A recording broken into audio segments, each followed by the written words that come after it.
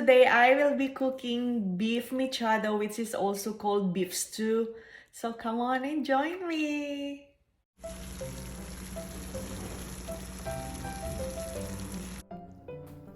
Okay, let's start with cutting the vegetable and the meat. This is the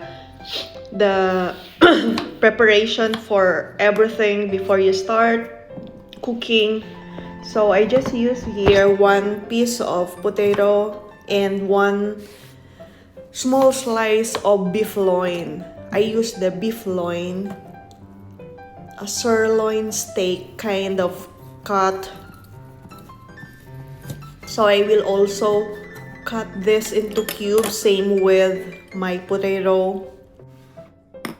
I always vlog simple recipes here in my channel because mostly the one that I'm vlogging here in my channel is our meal of the day. So I don't really waste money just to buy ingredients for a special recipe to be vlog. So mostly here in my channel is what I vlog is what we eat. That's it, as simple as that, so that it's cheaper. I just want to make use of the recipes that I'm preparing every day. At least I can share it with you guys. So next is garlic. You just need to mince the garlic, guys. I just cut it in half because this garlic that I've got is really big clove. Just one clove of this garlic, you can use it into recipes already, so I just use half of it. So you just need to mince the garlic. Actually, I have already a minced garlic, but I prefer to use the fresh one. My husband got me minced garlic already. It's already chopped and it's in the bottle, but he got me also the fresh one, so I rather choose the fresh kind of garlic. So let's peel the carrots also. I also use maybe just a half of it. You need to make sure you remove the end of these carrots because it's turning black. So you just cut the carrots diagonal, guys. This kind of recipe is always served also during special occasions, and it's up to you guys if you'd like to put more veggies on this or just half of it. It's fine. So let's cut also the tomatoes into smaller cubes. Some people who cook this kind of recipe, they would like to remove the seeds of the tomatoes, but for me, I'm okay with seeds on it. So next, we will be cutting also our bell pepper. You can use different kinds of color, but the one that is available in our fridge is green, so I use only green. And I think I cut this bell pepper too small. Next, we will marinate the beef. We will just put 1 tablespoon of soy sauce. I use a less sodium soy sauce, and also 1 tablespoon of lemon juice. So you will just marinate the meat for about 30 minutes up to 1 hour.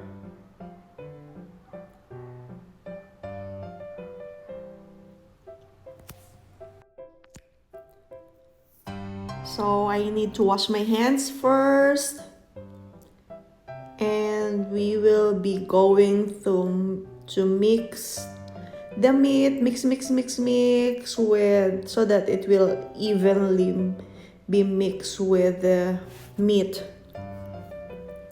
The soy sauce and the lemon juice will be mixed together with the meat, and we add ground black pepper too.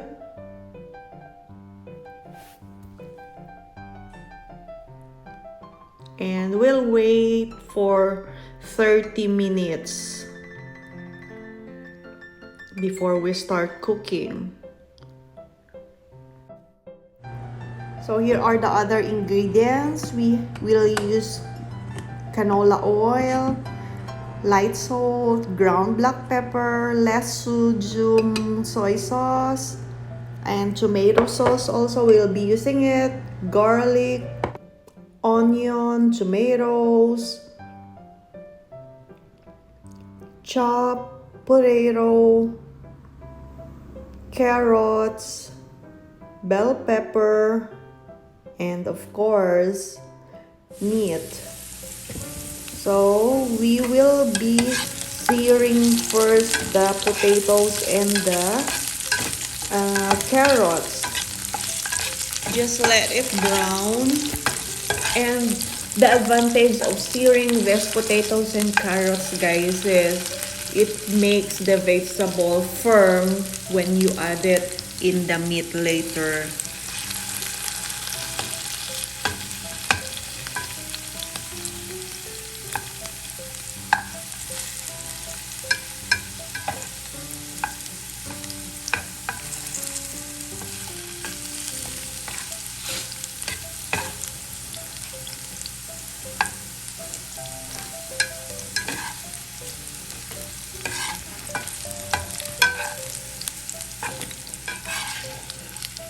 If you can see some brown part of your potatoes and carrots, you can remove it from the pan and set aside.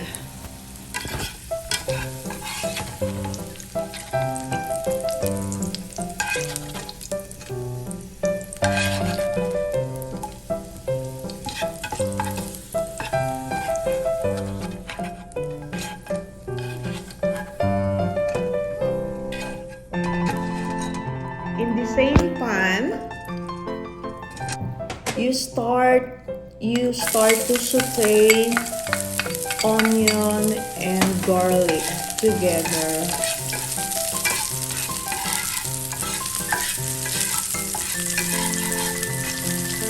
And then mix again.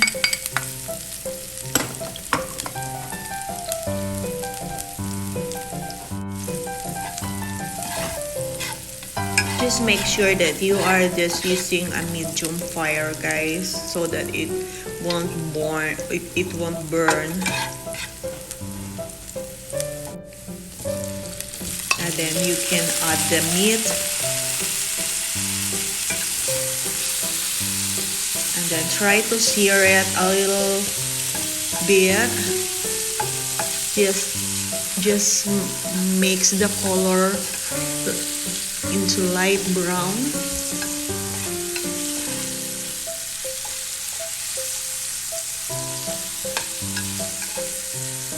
In that way, the meat will also absorb the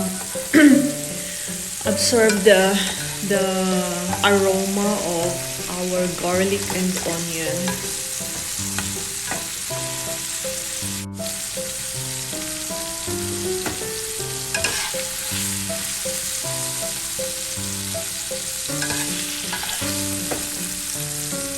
Then we can add the sauce where we marinate the meat a while ago.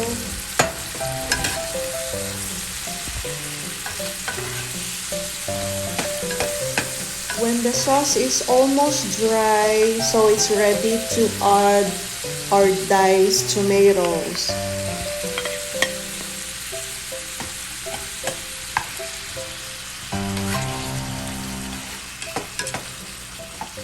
It's more tasty in our recipe if we use these fresh tomatoes, and at the same time we will be using also tomato sauce, so it adds more taste on the meat.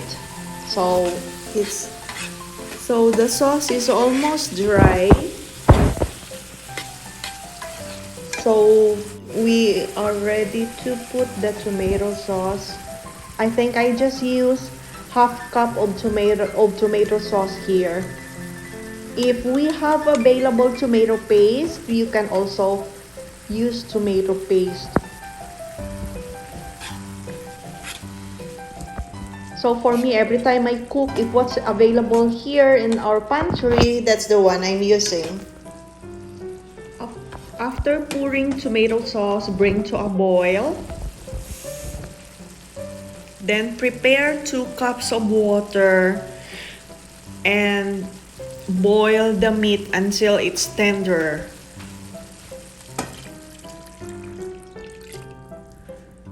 If you have beef broth in the house, guys, it's better for you to use beef broth, but I don't have available here right now, so I just use water in it. If the beef is already soft, you can add potatoes and carrots. So as you remember, potatoes and carrots are almost nearly cooked already, so you just need a short time to cook. And then after that, we need to add the bell pepper. After adding the bell pepper, guys, it's time to add our ground black pepper, salt, and I also add some maybe 1 teaspoon of sugar, because sometimes if we use the tomato sauce here in US, that their tomato sauce is sour, so you really need to add some sugar on it. And it's ready. Here's my beef mechado, which is also called as beef stew. My mechadong baka ala Aconia. I hope you like it, guys. Try it too, and for sure you will love it. Your kids would love it. Thank you for watching. See you in my next video. Don't forget to subscribe, like, and comment.